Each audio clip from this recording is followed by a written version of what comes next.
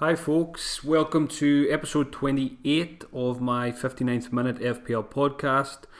I'm the FPL General, recording on Tuesday the 12th of March. So looking ahead now to blank game week 31, which is coming up at the weekend. Just 5 fixtures: Bournemouth against Newcastle, Burnley against Leicester, West Ham Huddersfield, Fulham Liverpool and Everton against Chelsea. So lots of managers logging into the FPL site this week and getting a shock to see 3, 4, 5 players in action. So going to talk through the game week, usual format. The only difference this week, when it comes to watch list, I'm going to focus on a few differentials for game week 31 only, because a lot of the main players, the Liverpool players, the Chelsea players, are all being discussed in detail this week. So I'm going to throw in a few differentials for people. I know a lot of people are going to be on free hit this week as well, so maybe that'll be useful for those. I'll start with the shoutouts as usual. So again this week, every player in the Premier League avoided the dreaded 59th minute substitution. A couple of notable shoutouts. I have to start with my transfer in for game week 30, which was Adam Smith.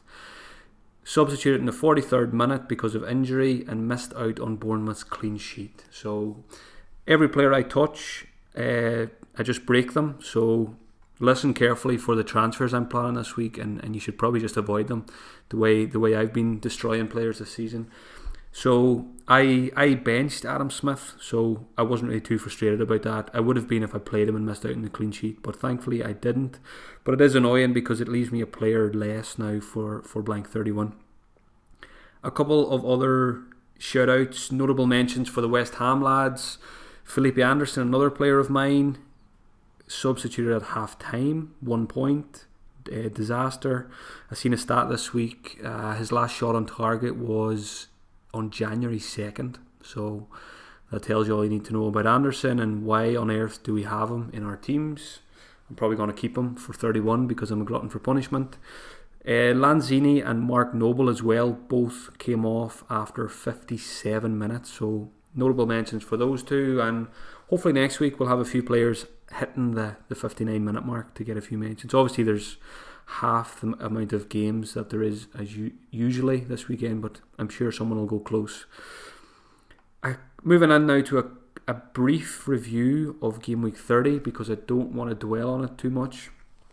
Another red arrow, the 6th red arrow in a row now, so hopefully that's the last one. So my target now for the rest of the season, 8 game weeks left and 8 green arrows is what I'm looking for, and it should be very achievable because I'm well set up for 31 and 33, so that should be 2 green arrows. I'm going to free hit in 32, that should be another green arrow. Wildcard 34, bench boost 35, most likely, so you would like to think another 2 green arrows there. And I've also got triple captain to play in one of the single game weeks, so if that goes well, hopefully again another green arrow. So that's no excuses not to get 6 out of 8 green arrows, so that just leaves 2 regular game weeks then as well to hopefully get another 2. And for me now, I've slipped to 439k. It's just all about climbing as much as I can and just finishing the season out as best as I can and just writing it off and looking forward to next season. So not giving up hope of a decent finish. I think a decent finish from where I am now is top 100k. So hope just got to try and smash the last 8 game weeks as best as possible. So that's what I'm looking at. Game week 30 was a painful one. Painful because I captained Aguero when I watched the Man City game. So not having Sterling, it really just sucked the life out of me. And I didn't even bother watching any of the games on Sunday then because I just couldn't have been bothered after how Saturday went. So 46 points, red arrow. Sterling captain, 10 points. Jimenez and Hazard, only for those two it would have been a lot worse. That Chelsea game served me well, getting the goals out of those two. Apart from that, Salah assist, it's not enough from 13.5 million player. Harvey Barnes got an assist, so hopefully he can do well now over the next few weeks. Apart from that, 1s and 2s across the board, so very, very frustrating. And again, not going to dwell on too much. I want to look forward rather than look back. Nobody's interested in how badly I've done in game week 30. Moving on now to the watch list feature. So, as you know, I talk about a couple of players I've added and a couple I've removed, but this week I will just touch on five differentials for the Gameweek 31. So these players all have less than 10% ownership, and you know, maybe some players that not an awful lot of people are talking about. We all know, you know, triple Liverpool is the way to go this week. You know, maybe a couple of Chelsea players, Bournemouth players, but I'm not going to touch on the obvious ones because we all know who they are. The first differential, 6.9% owned, Declan Rice, West Ham, 4.6 million.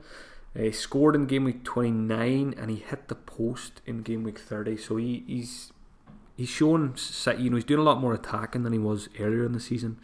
You know, he's taken responsibility to have a few pops at goal, and he's always a big threat from set pieces as well. And it's the fixture here mainly. You know, West Ham have been pretty poor defensively this season, but they arguably have the best fixture this weekend at home to Huddersfield, who really struggle to score goals. So I'm back in the West Ham defence to do well this week, and if I was on free hit, Declan Rice would definitely be in my side. Another defender as well to think about for people who are on free hit, Charlie Daniels, Bournemouth, 4.2% owned. He's only 4.1 million. He's played 90 minutes in the last two games, and he's got Newcastle at home, so it's a decent fixture for Bournemouth, who have been defending pretty well at home.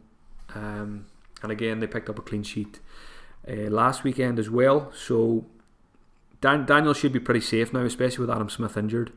You know, that's one less player to threaten his place in the team. So possibly, you know, even if it's just as a bench player for free hitters, I think Charlie Daniels is worth throwing into the mix if you don't already have three other Bournemouth players, that is. So a bit of a left field choice here, a bit of a nostalgic pick. He was a great FPL asset for me over the years. You know, he is getting on now, but I still think he could offer something in 31 and 33. Moving on to midfielders now. The first one is a Leicester midfielder. Now, everyone's talking about Maddison and Harvey Barnes, but I want to throw Yuri Tielemans into the mix here. He's only owned by 0.8%. He's 6 million, and he's got attacking returns in each of his last three fixtures, possibly under the radar, you know, with the likes of Vardy and Barnes and Maddison delivering. Tielemans has been quietly going about his business as well. Very impressed with him this season. It's the first time I've seen him play since, you know, I've never seen him play before he joined Leicester, but I've watched him a couple of times, and he gets forward. He's heavily involved in the attacking play, and we've seen that at the weekend. Vardy was very unselfish and teed him up for his goal. So the two of them found themselves right in the box.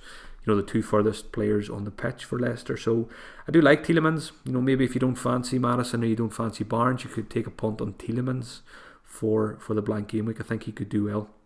Burnley away for Leicester. So again, it's not an ideal fixture, but I still think Leicester could win that one. Another midfielder to consider is Almiron at Newcastle. Now, I had him on my watch list a couple of weeks ago and I removed him, but I've added him back this week. He got his first assist against Everton, 6 million. He's 1.2% owned, so again, a bit of a differential for the blank game week. A good fixture, you know, Bournemouth away. Bournemouth have been conceding well, but at the same time, they are still a team I fancy to concede goals, and Newcastle have been scoring plenty of goals recently as well, which is unlike them. You know, they scored 3 against Everton, so they've got a bit of momentum going into that Bournemouth fixture. So Almiron, definitely one to consider. I don't think I'll be going for him, but I think on free hit, if you're looking for something different, you could throw him in there just for 1 week. A striker now who we don't know if he's going to play or not, Arnautovic at West Ham, 7.4% owned. Now there does seem to be a template forming for free hitters, and even just for you know, people who are not playing free hit. It looks like Vardy, Wilson and Higuain seem to be the most popular three strikers for the blank. But I think Arnautovic could outscore all of them if he starts against Huddersfield. Now, the deadline on Saturday is at 2 o'clock and West Ham play at 3 o'clock. So there's a very good chance that we'll get some early team news on West Ham. A good account to follow on Twitter is at X West Ham United employee. So it's at EXWHU employee. Now he's pretty reliable, and he has leaked, you know, certain snippets of team news before deadlines this season. So just keep an eye on his tweets on Saturday morning, Saturday afternoon, and just see if there's anything trickling through about Arnautovic. And I think if I was on free hit this week and it looked like Arnautovic was going to start, I would definitely get him in, because I think he could be the best striker of all this weekend if he does get that start. Now, Hernandez hasn't scored in the last 2 games, so there's a good chance Arnie will get a start.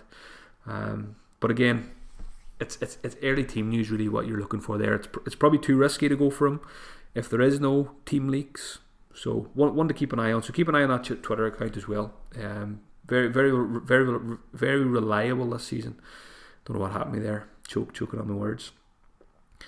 So that's a few differentials.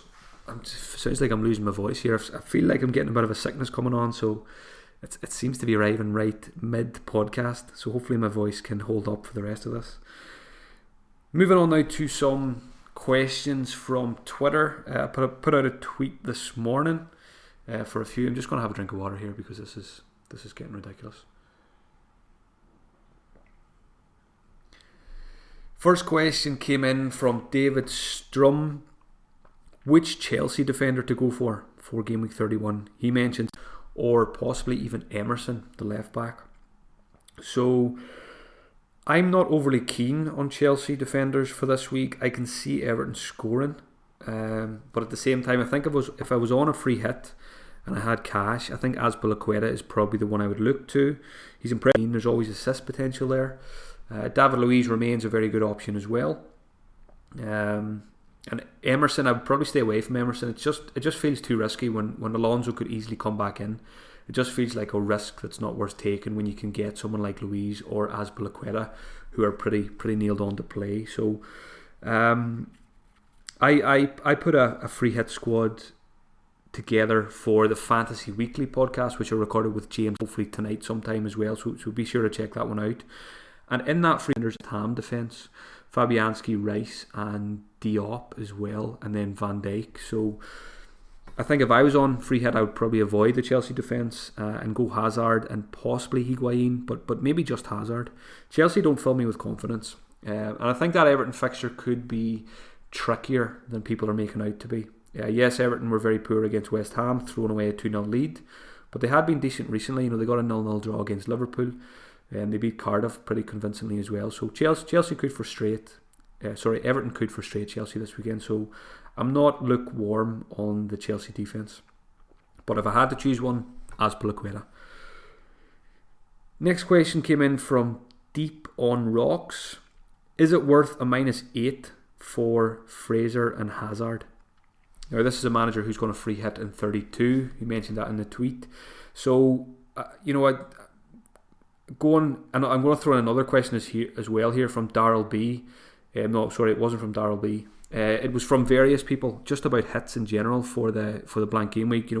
Is it okay to take hits? How many hits do you take? -8, -12, -16. Where do you stop? And I think the key is, if you're bringing in players that you think are going to deliver in 31, and if you're like me and you're free hitting in 32, you really got to look at 33 as well. So you're bringing in a player for 31 and 33. So it kind of minimises the risk with the -4 there because you're going to get 2 fixtures out of it. And in the case of Fraser and Hazard, I see no problem taking a -8 for 2 players who I expect to do well in 31 and 33. Again, a lot depends on what strategy you're following. And which players you're removing as well. If you're taking hits for players that don't play in 31 and 33, for example Jimenez, Pogba, then I think it's absolutely fine to take a few hits going into the blank game week. Next question was from Guatam, a Bournemouth question. So pretty simply, Fraser versus Brooks and Wilson versus King. I think it's a simple answer now. I think Fraser wins the midfield battle over Brooks, and Wilson is the striker to get from Bournemouth as well. Just going on the last game week, Fraser and Wilson seem to have a great partnership. They bring the best out in each other. David Brooks was struggling for fitness as well, I think, in that game, so that makes Fraser an easy choice. Fraser's got all the set pieces as well, and I just think Wilson is just a far better striker than Josh King. I fully expect Callum Wilson to possibly move on from Bournemouth in the summer. So I think he'll have a big end of the season if he can stay injury free. So that's where I would go. I would go Fraser and I would go Wilson. I think it's a pretty simple choice now. Next question, a I forgot to write down who this one was from. Apologies. So it just said, rate the strikers for Game Week 31. So in order of preference, who would be my strikers for the blank game week if I had a blank canvas? So I think number 1 would be Jamie Vardy. 4 goals in his last 3. I think he picks himself now, regardless of the fixture. Number 2, probably Callum Wilson, because of what he's already done this season. He scored right off the bat, coming back from injury last week, and home to Newcastle. Newcastle are without Cher, who's suspended, and Lascelles is a doubt as well, so that bodes well for Bournemouth this weekend. And I think the third spot then would probably go to Higuain. Now, if there was team news about Arnautovic, I think he would take the third spot. And I think there's a strong case to be made for Ashley Barnes as well. Don't let his value put you off him if you're on free hit. I think his stats are excellent, his form's excellent, and it's a decent fixture for Barnes as well. And the big thing about Burnley is they've got something to play for. They're fighting for relegation, so it's always good to target teams towards the end of the season who are still fighting for something. So Burnley tick that box. So I do like Ashley Barnes as well, but I think I would go Vardy, Wilson, Higuain if there's no news about Arnautovic looking likely to start. So that's strikers. The next question was, again from various people, how many players should we be looking to field in the blank game week? A lot of people probably only have 4, 5, 6 players. I think if you've got 7 or 8, and those 7 or 8 are the key players, you've got 2 or 3 Liverpool, you've got a Chelsea player, you've got a Bournemouth player, and the main thing is to have a strong captain. So you're looking probably to have Salah or Mane this week for captaincy. If you've got 7 or 8 and you've got the key players and you've got a good captain, I wouldn't be too stressed about this game week. I don't think there'll be too many big swings. When you look at managers who have 11 players against managers who have 7 or 8, you're going to have a lot of the same players, going to have the same captain, so the swing shouldn't be too bad. Personally, I'm looking at, I'll talk about when I get to my transfers, I'm probably going to have 10. If Balbuena can find his way back into the West Ham team, which I'm hopeful of after they lost 2-0 to Cardiff, that would bring me to 11 if everyone plays. So that's where I'm at. But again, 7, 8, 9, I would be more than happy, if you've got a captain and you've got the key players for the game week. So don't stress too much. Don't rip up your team. Play the long game. Don't focus only on 31. Think long term as well. It might be a case of taking a red arrow this week to get a few green arrows in the following game week. So don't just focus on one game week. The question from Daryl B was about triple captaincy. So for people like me who are going to play triple captain in a single game week, what about Salah this week against Fulham? And I would throw Mane in there as well, because why not Mane this week for triple captain if you're considering Salah? Mane's the guy in form. I think he's got 8 goals in his last 8 games. Salah's only got 3. I'm going to talk about captaincy shortly as well, but for me, triple captaincy this week just doesn't feel like the right time to do so. A couple of reasons. Salah is out of form. Fulham have improved under Scott Parker. I think I'd be more likely to do it if Ranieri was still there. And Liverpool also have a tough game midweek, Champions League against Bayern. So could there be a Champions League hangover come the weekend? We need to wait and see how that game goes. And is there any injuries? How do Salah and Mane look in that game? And how draining is it? If it went to extra time, 120 minutes, that would definitely put me off triple captaincy for the weekend. So at the moment, I'm not even considering triple captaincy for the weekend. I'm probably going to keep it towards the end of the season. Possibly Salah, possibly Mane. I like Harry Kane towards the end of the season. I think he's got Everton at home on the last day, and he's got West Ham at home, 36 as well. So I always like Harry Kane for that chip. But I haven't ruled anything out for triple captaincy, but I'm very unlikely to use it blank game week 31. I'm just going to wait until I feel the time is right for that chip. Moving on to captaincy now for the weekend. I had a quick look at the poll on the Fantasy Football Scout website before I started recording. Salah has 51% of the vote and Mane has 22% of the vote. And to me that is just crazy because, as I mentioned, Mane's the guy in form, 8 goals in 8, whereas Salah only has 3. So there's a huge difference there. A lot of that goes down to last season. if we were aliens and we just came down to earth and started playing FPL for the first time this season, and we were voting in that poll, and we knew nothing about last season, Mane would be running away with the votes there. So something to think about. A couple of other players to throw into the mix there. I'm not going to look past Liverpool this week. I'm planning to own Mane and Salah come the weekend, so it's a straight shootout between those two. Callum Wilson, if you're feeling adventurous. Jamie Vardy. Hazard only has 2% of the vote in that poll, which is again crazy for a player of his calibre in FPL, and a good fixture as well. Penalties, scored last week, so I was surprised to see that he's only got 2%. But for me, it is Salah or Mane, and it's a tough one if you own both. And a lot of people, it probably comes down to ownership for a lot of people. If you're doing very well, if you're in the top 10k, top 50k, you're probably going to play safe and stick with Salah, who's going to be the most captained. If you're feeling, a bit more adventurous and you want to potentially shoot up the rankings a bit more, Mane may be the one to go for. But an interesting stat that I can't remember who put it out there first. I think it might have been Joe on the captaincy video this week. That Mane has 16 goals this season, but only 3 of them are away from home.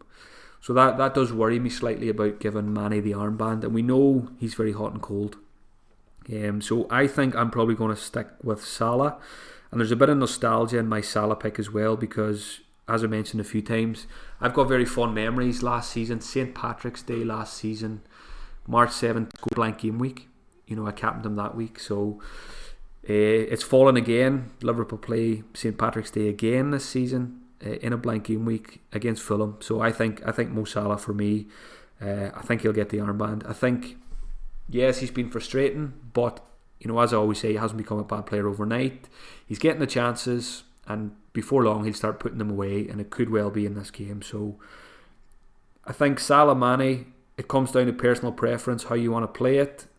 Both are excellent options, and I don't want to sway people either way. It really is a personal. It's what you feel is right for the weekend. I feel Salah is right at the moment. Now I may change my mind come Friday. Mane's not even in my team yet, so I think once I see his name and his shirt on my squad, then I'll think about the captaincy a lot more. But more than likely Salah for me this week.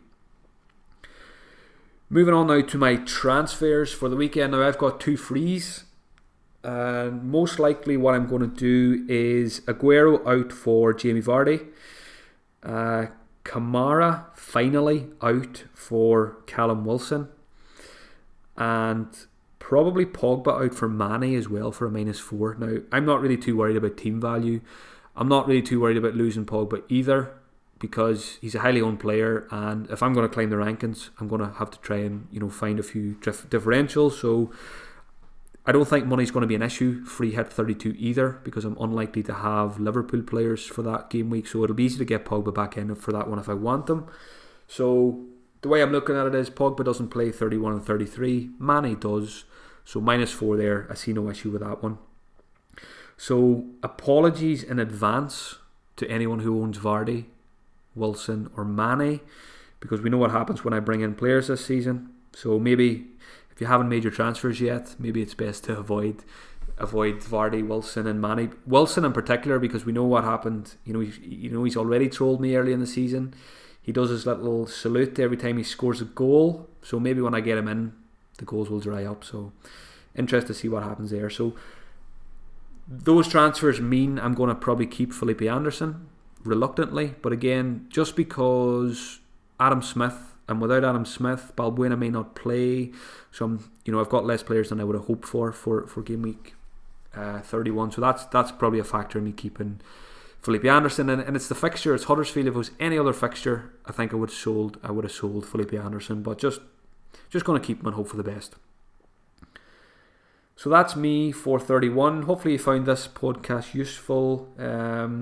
Hopefully some of them differentials will make you think outside the box and maybe move away from the template if you're on free hit 31.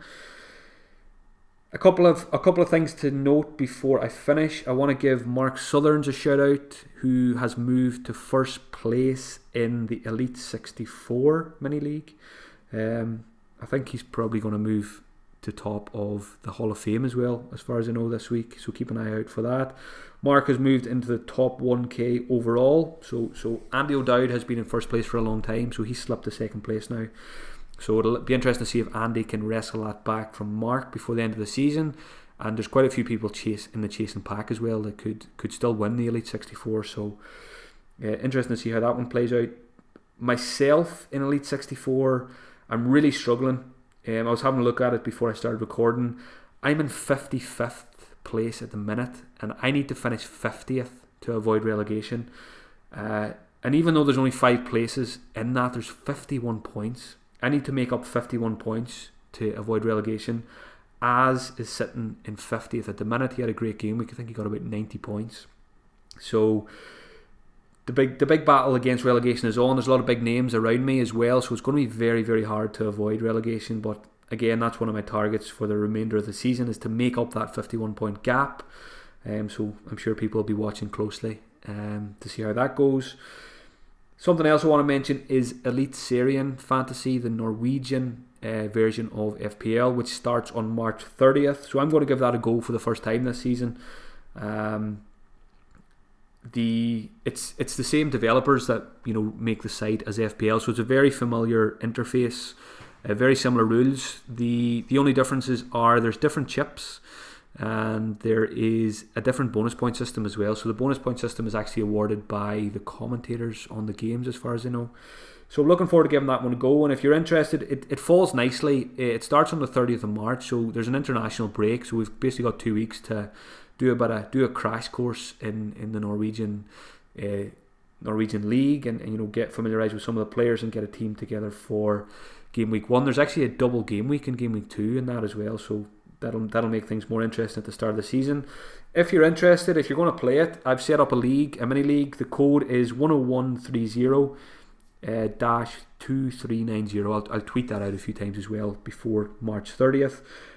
On my Slack channel as well, we've created a Elite Syrian channel, so we're going to be discussing it during the international break and putting our squads together for game week 1, and just getting as much information about the league as possible. So if you're interested, check that one out. It'll cure a bit of the FPL boredom during the summertime.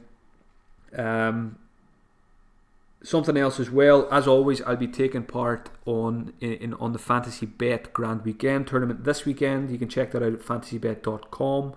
I finished just outside the money at the weekend in game week 30, despite having Sterling, I had Fraser, a captain Kane, and I had Vardy, and that still wasn't good enough to get in the top 20. So very high scoring last weekend. So hopefully this weekend I can go a little bit better with that. As always, on Fantasy Bet, it's 18 plus and begambleaware.org. Also, as I mentioned, be sure to check out the Fantasy Weekly podcast, which I recorded last night with James, which is brought to you by Fantasy Bet. That should be ready tonight, possibly tomorrow morning. So I'll tweet that out once that's ready as well. A lot more talk in that about the blank game weeks. It's a blank game week special. And you can also find out the 3 players who I would like, the 3 FPL players who I would like to go for a beer with. Having said in last week's episode that I wouldn't like to go for a beer with Troy Deeney or Wilf Zaha, so you need to listen in to check that one out. As always, as you know, I do the fantasy stuff full time, so if you want to support me in that, you can do so at patreon.com/FPLgeneral, and there's lots of benefits to support me there. You can join the Slack channel, join my WhatsApp group, all the information is there, and you can find a link on Twitter to that. I wanted to give a shout out as well, just before I finish, to FPL Goat, who put out a tweet today to say he had a serious illness, underwent major surgery, but is on the mend now. So I just wanted to wish him well. Hopefully he gets well soon. From on behalf of all the FPL community. So best wishes to you. Hopefully you're back 100% as soon as possible, and back on Twitter, because it's a very good FPL Twitter account, that one. Enjoy the rest of your week. Be patient with the transfers. Champions League this week. Let's see what happens in the Liverpool game. And again, Saturday deadline's not till 2 o'clock, so maybe we'll get some early team news. So be patient this week if you can. Enjoy the international break. I probably won't have a podcast out now until after the international break, but more than likely there will be a Fantasy Weekly podcast during the break, so I'll tweet that one out whenever we do it. So enjoy your week. Good luck in Game Week 31, and enjoy Paddy's weekend if you're celebrating it. I certainly will be. So talk to you all soon, folks.